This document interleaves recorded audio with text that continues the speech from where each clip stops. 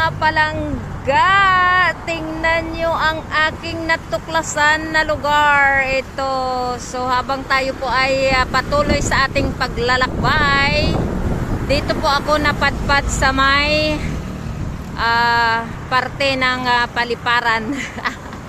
So ayan po, may nakikita akong ang gaganda, ang lalaki ng kanilang papaya at saka dwarf siya ha. Ayan tingnan nyo naman, nakakainggit naman yan. Yung akin wala talaga hindi talaga siya nabuhay. At saka doon may mga kalabaw. Ayan, tingnan nyo yung mga kalabaw nila. Ang tataba pati. Ayan Tapos mayroon si kuya pananim na mga sitaw. Dito naman banda, ayan sa gilid ng kalsada, mayroon siyang ayan mga talong yan. Ang tataba ng talong niya. Tingnan niyo yan guys.